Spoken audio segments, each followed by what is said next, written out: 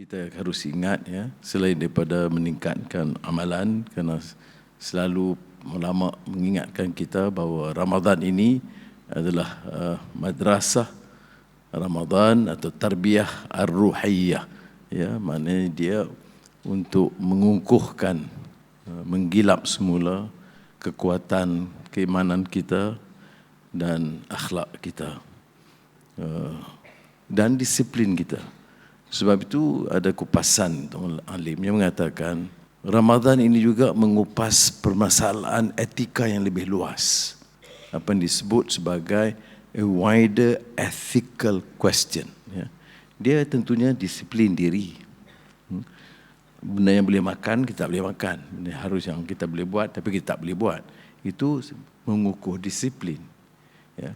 Kemudian menumpukan perhatian dalam soal kerohanian, spiritual, kerana sebagai orang Islam, orang beragama, kekuatan itu sebagai kekuatan induk untuk menghadapi segala rintangan dan percobaan yang lain.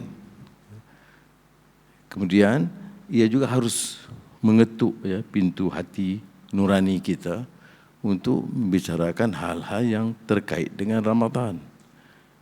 Maknanya usaha yang lebih untuk menambah sedekah, amal jariah, dan masing-masing yang punya sedikit keupayaan untuk menyantuni masyarakat yang kurang bernasib baik. Kalau ada semangat Ramadan ini benar hidup, masalah dalam negara ini lebih terkawal, ya. Begitu juga kalau sudah kita uruskan keluarga di Malaysia ini, kita bolehlah, ya, sampaikan kepada rakan-rakan kita di luar. Sebab itu saya katakan the fundamental and the bigger ethical question Ramadan ini harus dikupas, ya. Bukan kebimbangan kita ialah dia menjuruskan.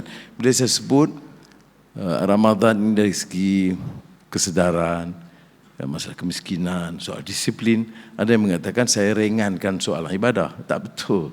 Ini masalah kalau sudah dengar kupasan-kupasan itu, bila kita sebut umpamanya Islam dari segi tata kelola, kita nampak dia tak peduli soal nilai spiritual dan ibadah. Tak betul, ya.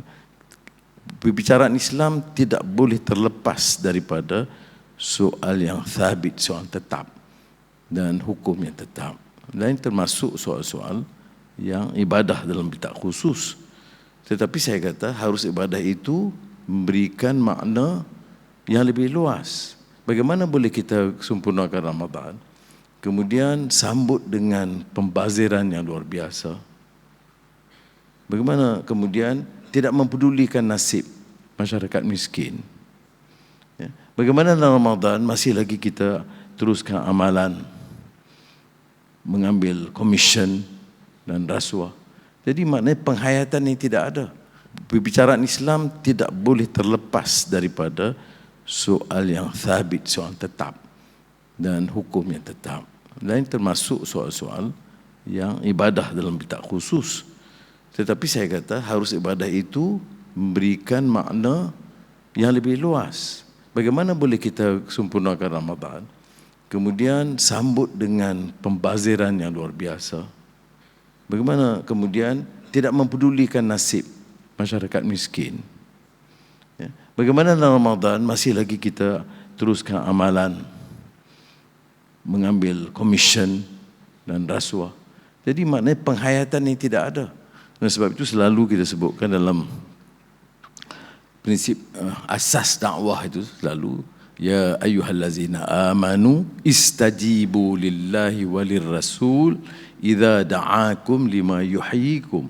Selalu saya diperingatkan dulu dalam awal-awal usrah dulu, ya, bahawa bukan saja menyampaikan tapi penghayatannya.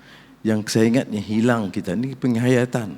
Sebab itu kuat Islam itu pada jeritannya, pada makihamunnya, tidak pada penghayatannya.